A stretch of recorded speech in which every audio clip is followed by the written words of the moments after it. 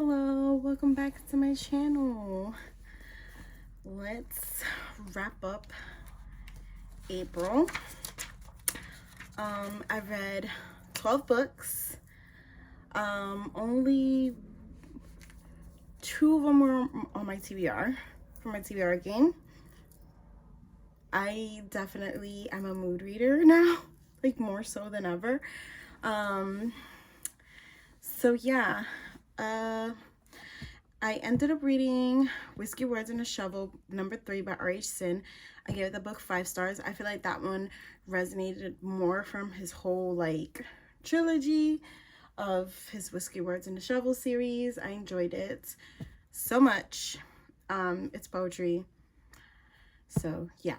Then I read The Paris Apartment by Lucy Foley. That book was amazing. I enjoyed this so much. It was a great thriller. The story was tied up beautifully, and I'm so glad I read it. Then I read Seized by Love. I read that on my Nook, and I gave that one 3 stars. It was cute. It was good. I enjoyed it. It was just a romance, and there isn't much to say about it. Then I read 2 other poetry books, which was The Princess Saves Herself and The Witch Doesn't Burn in This One by Amanda Lovelace. I gave them both 3 stars. I like her writing, but yeah, I just gave it 3 stars. I'm not very judgmental when it comes to poetry, but it was hitting, but it wasn't as hard hitting, if you get my drift. Then I ended up reading, I finished Culty on the 1st of April, which was like, I carried it over from the previous month, from March. And I gave that book 4 stars. It was a slow burn, but I enjoyed it. I just wished it was a little faster, but yeah. She was enamored with her coach, and I liked the way it played out. It played out nicely. It was a cute little romance. Then I ended up reading Reminders of Him from Colleen Hoover, and I gave it 4 stars. It was good. But it wasn't like the typical Colleen Hoover, but it was still sad. So yeah. I ended up reading Den of Vipers on my Kindle. I got Kindle Unlimited because a lot of the books that I was seeing on TikTok are on Kindle Unlimited, so I was like, let me just get it. So I read it, and I actually gave that one 5 stars. It's like a Joker, Harley Quinn, mob vibes, and she was such a badass. There is a lot of trigger warnings, be warned, but it was such a good book. I enjoyed it so much. Especially like the spiciness and the storyline was just nothing I've ever read before. Then I read Things We Never Got Over by Lucy Score. I gave that one 5 stars. It was so cute. Also from Kindle Unlimited. Oh my god. Like, her sister was a pain in the ass. It was so fucking malicious.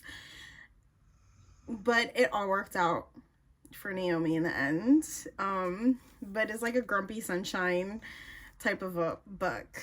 And I never knew that was like a thing. Grumpy Sunshine. So yeah, I read that. Then I ended up listening to only one audiobook, which was 30 Talks Weird. And I gave that book 2 stars. It was just a quick listen to. It only took like 3.5 hours to listen to it. Then I ended up reading A Lie for a Lie. I gave that book 2 stars. This is one of like the books that I had in my little box of like my seasonal reads, and that's like the first one I picked from my seasonal reads since I picked it out. And yeah, I mean, it's YA, so couldn't expect much from it, but it was good. It wasn't It was a quick read too. It was like 200 and something pages, so it wasn't like that tasking. I finished listening to, so I did listen to 2 audiobooks. I ended up listening to Hooked, Line, and Sinker by Tessa Bailey, which was the second book to It Happened One Summer, which is the Ballinger sisters series or duology, and it was cute. I enjoyed it so much. I'm so glad I finally got to see the his best friend's perspective and her perspective, the sister's perspective. It was so good. I gave it 4 stars.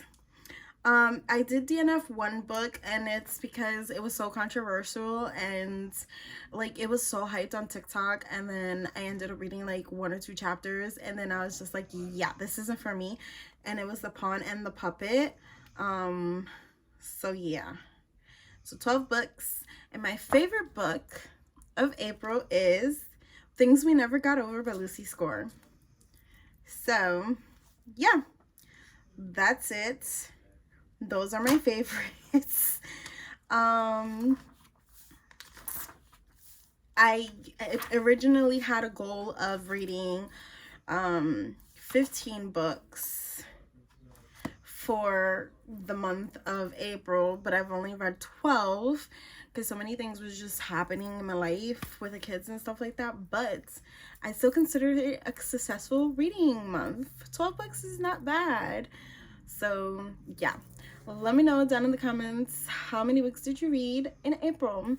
Don't forget to hit like, subscribe, and I'll see you on the flip side. Peace.